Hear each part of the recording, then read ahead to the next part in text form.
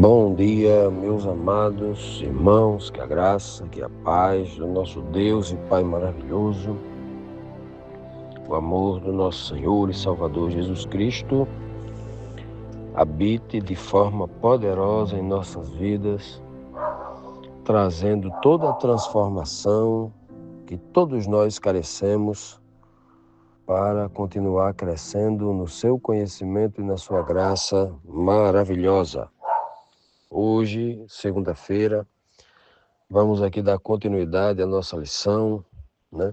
A lição desta semana, por causa do Evangelho, estudando aqui 1 Coríntios capítulo 9. Ontem nós vimos o apóstolo Paulo testemunhando que ele, por causa do Evangelho, por causa da palavra de Deus, né, o Evangelho, que entrou profundamente em seu coração, e ele havia se tornado um cooperador juntamente com esse evangelho, com as boas novas, para levar salvação a todos, né?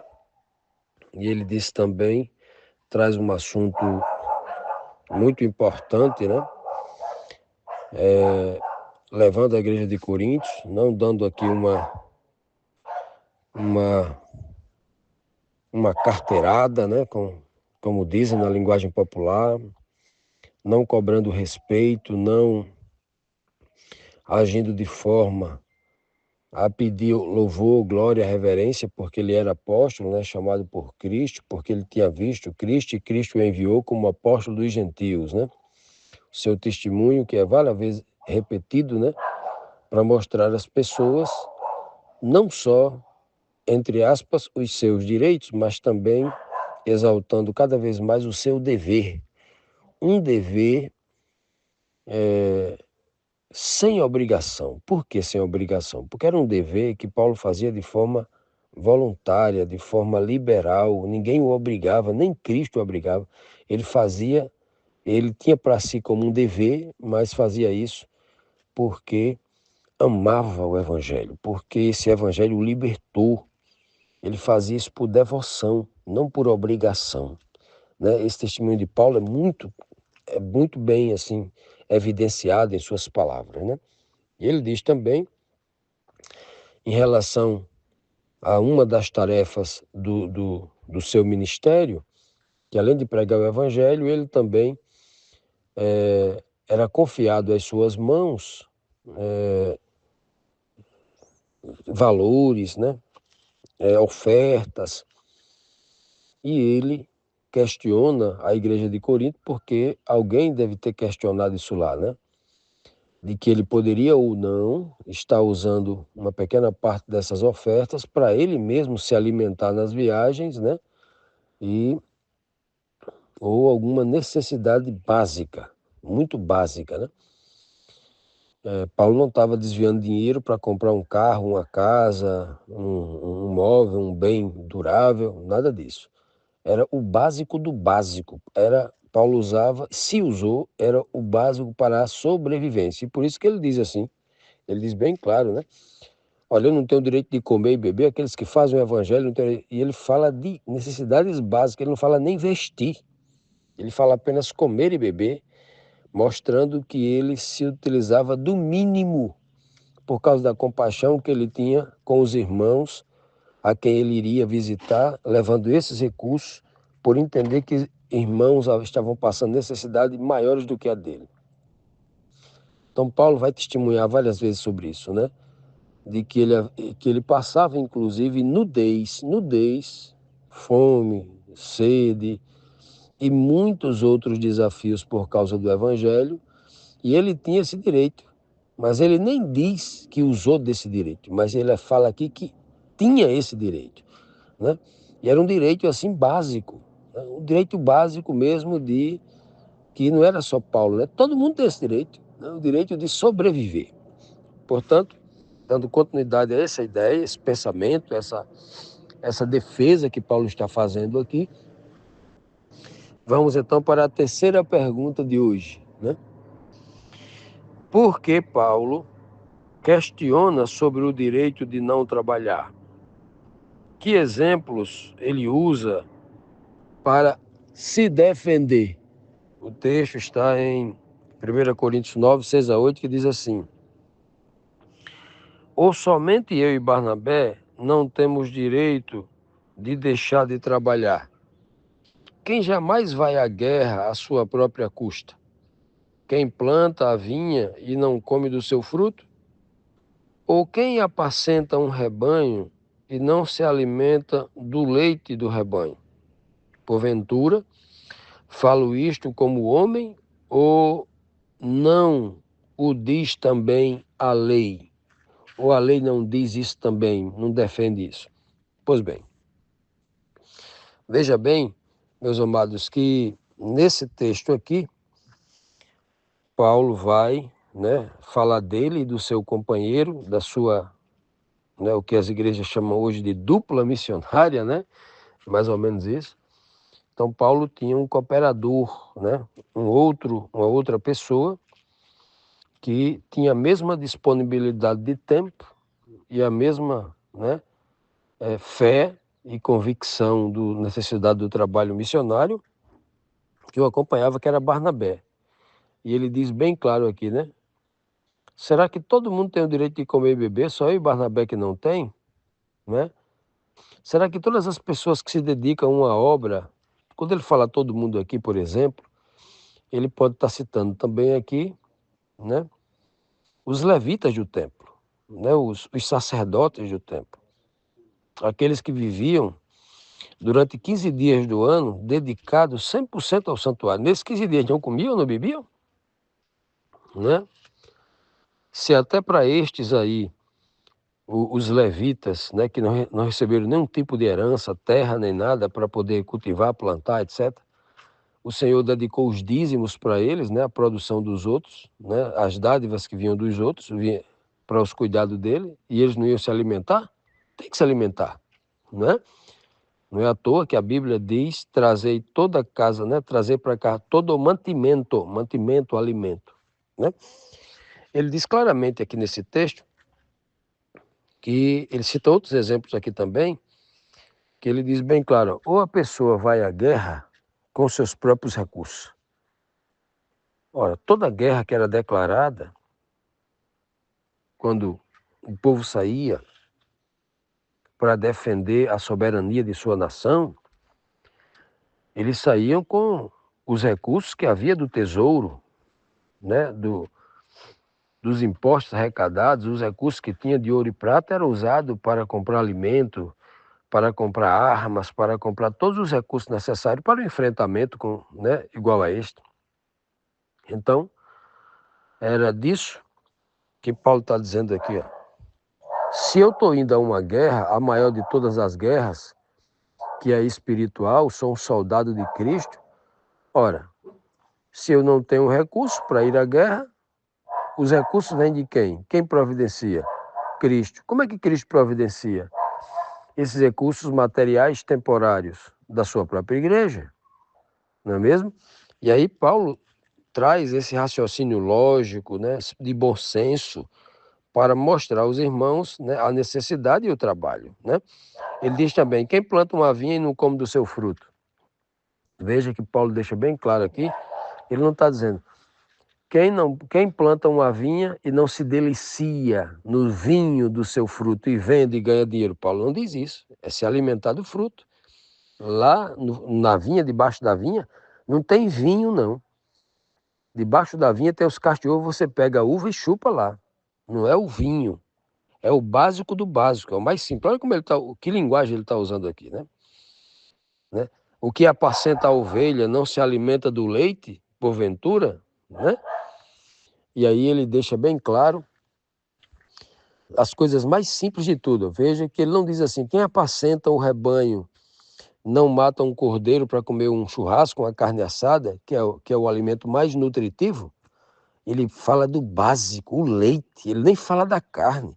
Paulo está querendo dizer com isso: tudo que ele fala aqui é o básico do básico. Olha só, o que vai à guerra come do que o seu comandante dá. O que está plantando a vinha não toma o vinho, ele chupa o fruto lá de baixo. O boi que está pastando que comem a relva ali, o que tem ali. Veja só, Paulo está dizendo com isso, tudo isso, olha. Eu estou pegando só o básico do básico para me alimentar, para me beber, para sobreviver. Eu não estou luxando. Eu não estou usando dessa estrutura que me deram para uma vantagem minha, para um conforto, mas é o básico do básico. É uma mensagem implícita, é uma mensagem espiritual para bons entendedores. Continuando, amados, vamos agora para a próxima pergunta, a quarta, que diz assim: o que Paulo destaca na lei de Moisés? O que Paulo explica ser a preocupação de Deus? Duas perguntas, né? Vamos então, no texto anterior, Paulo conclui dizendo, né? Falo isto não como homem, falo isto como homem. Ou não o diz também a lei? Paulo diz claramente que ele não está falando apenas como homem, a necessidade do ser humano de comer, de beber, né? Mas Paulo fala também, no texto anterior, antes de entrarmos no próximo texto, que estava na lei. Paulo agora reivindica a lei como autoridade, maior do que a autoridade da necessidade humana. E então, o segundo verso aqui diz assim, ó, porque na lei de Moisés está escrito, não atarás a boca do boi quando pisa o trigo. Acaso é com bois que Deus se preocupa? Ou é seguramente por nós que ele o diz?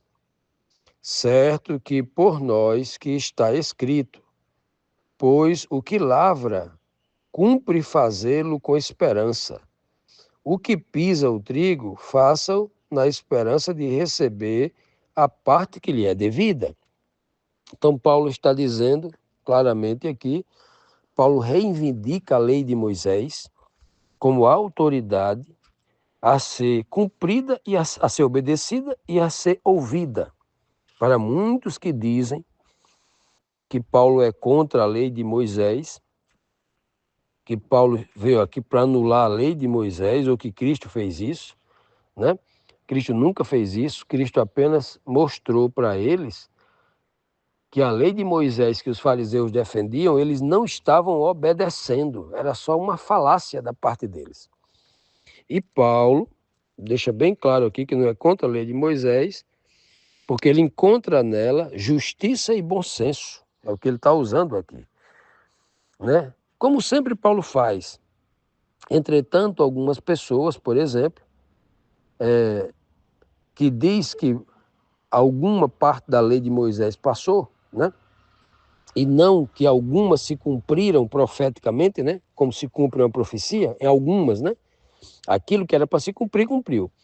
Aquilo que era de ordem moral ao coração do ser humano não pode se cumprir nunca, enquanto houver ser humano pecador. Só pode deixar de existir depois que o ser humano, né, for transformado, e aí faz sentido mais uma lei que as pessoas já vivem ela naturalmente. Não tem mais sentido, aí essas leis, por natureza, se caducam. Nem porque elas se tornam obsoletas, essas leis, quando as pessoas começam a obedecê-las e vivê-las naturalmente. Enquanto elas não fazem isso, por estar em desobediência, a lei é necessária, né? É a questão dos dízimos, das ofertas, que está lá na lei de Moisés, né? Que as pessoas pedem até hoje, está lá na lei de Moisés, né? Também, infelizmente, algumas pessoas, né, ficam falando mal da lei de Moisés, mas também, né, por incoerência e em contradição, né, se utiliza delas, né, para o seu próprio benefício pessoal. O contrário de Paulo. Paulo é completamente o contrário, né? Então, Paulo está aqui dizendo claramente, cita um exemplo lá, uma linguagem espiritual que as pessoas não entendem, a lei espiritual, Paulo trazendo à tona como Cristo também trouxe, né? Ou primeiramente Cristo trouxe, Paulo já aprende com Cristo. O texto ele diz, olha, o que está escrito na lei lá que Moisés escreveu? O que está escrito lá? Você vai amarrar a boca do boi para que ele não come enquanto malha o trigo? Né? Falando aos levitas da época que trabalha incessantemente e inteiramente para o evangelho, né? Para a obra de Deus. Paulo diz, Moisés não está falando de touro, não. O Senhor não enviou essa mensagem falando de boi, não. Ali o Senhor está falando de todo ser humano trabalhador, né? Ele usa o touro como exemplo. Paulo deixa bem claro que o que está escrito lá não é falando de touro. Infelizmente, muita gente presa à letra morta, tanto nos dias de Cristo, como os doutores da lei, quanto os que vivem hoje, acreditam que é uma lei para aqueles que estão no campo não amarrar a boca do boi, enquanto se está trabalhando, né, na terra, plantando, colhendo, não se amarra a boca do boi. Então, se você chegar na fazenda de um religioso, preso à Torá, lá em Israel, em qualquer lugar do mundo, enquanto ele está trabalhando, se estiver trabalhando com boi, não tiver máquinas agrícolas, mas tiver um boi mesmo literal, né, da forma arcaica, ele não vai amarrar a boca do boi. Mas não vai amarrar por quê? Porque está escrito. Ele pode amarrar, qualquer pessoa pode amarrar a boca de um boi. E deveria amarrar, porque o boi se alimenta antes e depois do trabalho. Se você alimenta o boi antes e depois do trabalho, ele está bem alimentado, você cumpriu. A Bíblia não está impedindo você amarrar a boca de um boi. Mas ali é uma linguagem figurada que Paulo traz à tona de forma muito sábia. Paulo está dizendo, eu sou um trabalhador, e todo trabalhador fiel na obra de Cristo trabalha como um boi. Como Cristo trabalhou como um boi. O boi é o símbolo de um trabalhador incansável.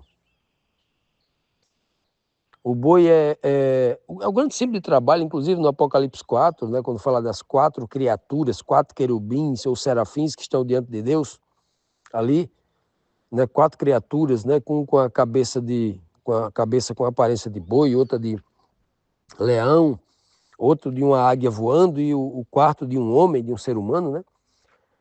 São características, né? O ser humano traz a questão da razão, da inteligência, né?